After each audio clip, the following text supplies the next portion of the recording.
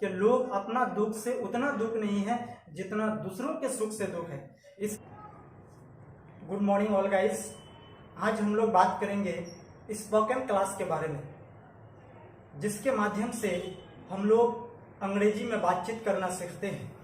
मुझे लगता है ये एक ऐसा जुनून वाला क्लास है, ये एक ऐसा एक्साइटेड वाला क्लास है जिससे हर कोई हम लोग प्रेरित होते हैं। लेकिन कुछ समय गुजरने के बाद, जैसे जैसे समय गुजरता है, यानी कुछ क्लास अटेंड करने के बाद हम लोग इसमें अपना दिलचस्पी बहुत ही कम लेना स्टार्ट कर देते हैं, जिसके वजह से कुछ क्लास करने के बाद हम लोग इस क्लास में अपना मन नहीं लगाते हैं और हम लोग माइंड में यही सोचते रहते हैं कि अंग्रेजी सीखना हमारी बस की बात नहीं है।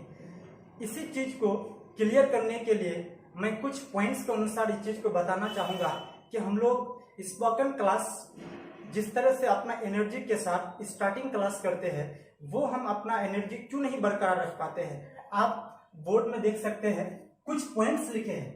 पॉइंट नंबर 1 कि स्पोकन क्लास को एक सिलेबस समझ लेना। स्पोकन क्लास को एक सिलेबस समझ लेना जो हमारी एक बहुत ही बड़ी भूल है। और दूसरा, टेंस चैप्टर। हम लोग जानते हैं कि अंग्रेजी में टेंस एक ऐसा इंपॉर्टेंट चैप्टर है जिसको समझना बहुत ही जरूरी है। और तीसरा, इन्वायरमेंट, जिसको हम लोग माहौल कहते हैं या फिर एटमॉस्फेयर, यानी वातावरण हम लोग क्रिएट नहीं कर पाते हैं, जिसके वजह से हम लोग स्पोकन क्लास को समझ नहीं पाते। स्पोकन क्लास में हम लोग अपना जो दिलचस्पी है वो कम कर लेते हैं, जिसके वजह से हम लोग को ये चीज लगता है कि अंग्रेजी सीखना हम लोगों के लिए बहुत ही मुश्किल बात है। मैं एक एक करके इस पॉइंट को क्लियर करना चाहूंगा कि स्पोकन क्लास को एक सिलेबस समझ लेना, इसका मतलब यह है हम लोग को ये चीज समझ लेना चाहिए कि स्पोकन क्लास के लिए कोई सिलेबस ही नहीं है। जैसे कि कुछ शिक्षकों का ये स्टेटमेंट होता है, जैसे स्पोकन क्लास स्टार्ट करते हैं बड़े बड़े नोट्स या फिर लंबे लंबे 2-4 पेज का नोट्स या फिर बबलिस्ट थमा देते हैं, जिसके वजह से बच्चे याद नहीं कर पाते हैं और धीरे धीरे वो अपना जो दिलचस्पी है वो कम कर लेते हैं। जैसे कि मैं यहाँ कहना चाहूँगा, there is no syllabus for spoken class because if you don't know an ABCD, if you don't know how to read ABCD, if you don't know how to write ABCD, then after you can speak English. Because and I want to give an example. When I used to live in Patna, my teacher name was Yaqub Asrafi. I mean, somebody knows about Yaqub Asrafi, and honestly I want to say, and he's a great person and also he's a very talented person. And one day he came in the class, and that time he told us, if you don't know ABCD, if you don't know and how to write ABCD, if you don't know how to read ABCD, then after you can speak English. And that time I asked him, sir, how is it possible? ये कैसे संभव है कि हम लोग अंग्रेजी का ABCD नहीं जानते हैं, हम लोग अंग्रेजी में ABCD नहीं लिखना जानते, ABCD नहीं पढ़ना जानते हैं, उसके बावजूद भी अंग्रेजी हम लोग बोल सकते हैं, अंग्रेजी में बातचीत कर सकते हैं। That time he told us, condition is that, यानी शर्त ये है कि what I will do, what I will say, you definitely you have to complete your task at your home, then you can succeed. That's why honestly I want to say English is very easy.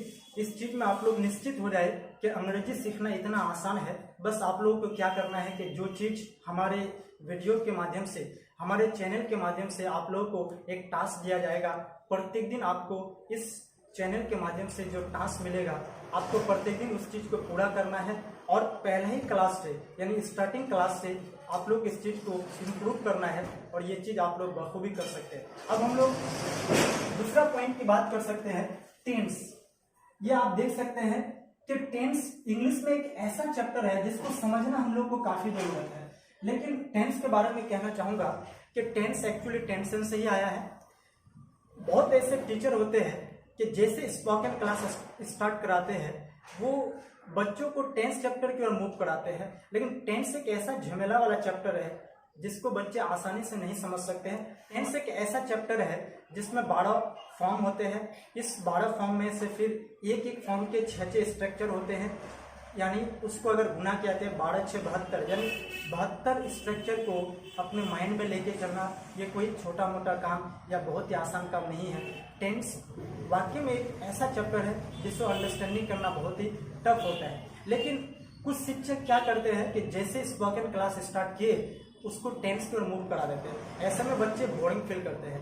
लेकिन एक मिसाल देना चाहूँगा कि spoken class में कुछ ऐसे व्यक्ति होते हैं जिसका उम्र 30, 40, 50 साल की उम्र वाले लोग भी इस चीज़ को सीखना चाहते हैं कि अंग्रेजी को हम कैसे सीखें। लेकिन आप सोच सकते हैं कि वो व्यक्ति जिसका उम्र 30 साल, 35 साल, 40 साल है, वो अगर फर्स्ट क्लास कर रहा है और 1 महीना 2 महीना से आप कंटिन्यू उनको टेंस पढ़ा रहे हैं, जो काफ़ी टफ चैप्टर है इंग्लिश में, तो ऑटोमेटिक उनका स्पोकन से ध्यान हट जाएगा।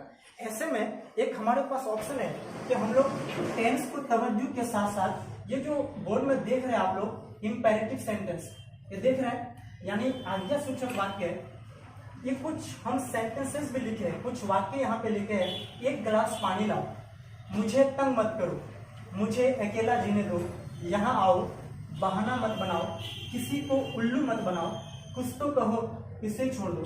कुछ ऐसे सेंटेंसेस हैं जिसे हम लोग को टेंस से पहले तवज्जो देने की जरूरत है, जिसके वजह से हम यानी स्टार्टिंग क्लास में अपने आप को ये चीज़ सेटिस्फाई कर सकते हैं कि इंग्लिश वाकई में बहुत ही आसान है और इस चीज़ को हम लोग समझ सकते हैं। क्योंकि आप टेंस चैप्टर का कंपेयर अगर इन सारे सेंटेंसों से करेंगे तो मुझे लगता है ये अगर 100% अगर हार्ड है तो मुझे लगता है ये 10% हार्ड है। तो हम लोग को चाहिए कि टेंस के अलावा कुछ ऐसे सेंटेंसेस, कुछ ऐसे ग्रामर के चैप्टर, कुछ ऐसे रूल्स को पहले समझ ले जिसके कारण अंग्रेजी को हम आसानी से समझ सकते हैं। और तीसरा आखिरी पॉइंट है इन्वायरमेंट, माहौल।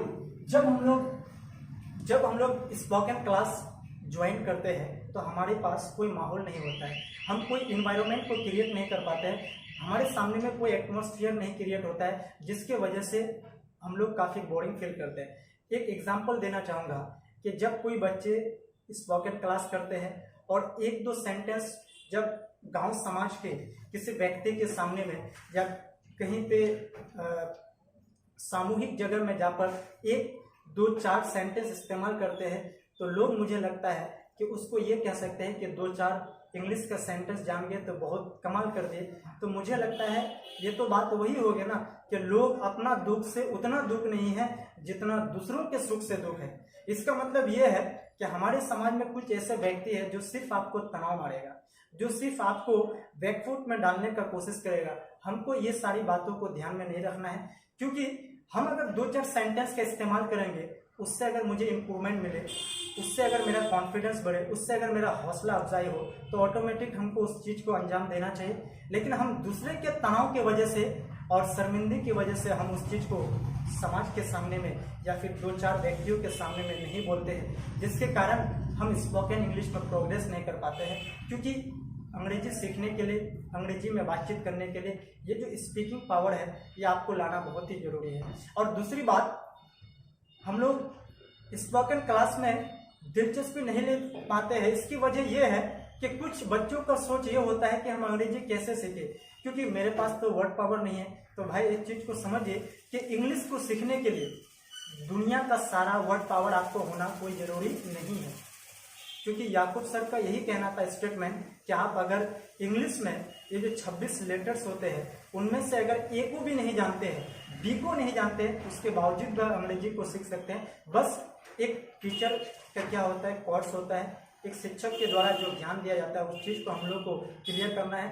तो अब वीडियो को लॉन्ग ना करके मैं इस चीज़ को कहना चाहूँगा कि आप लोग प्रत्येक दिन हमारे वीडियो 10 से 15 मिनट का वीडियो को देखें और प्रत्येक दिन इंग्लिश में जो अपना इम्प्रूवमेंट लाइए, ताकि आप जल्द से जल्द अंग्रेजी में लोगों से बातचीत कर सकें। आज हम लोग यहीं तक अपना इख्तिताम करना चाहेंगे।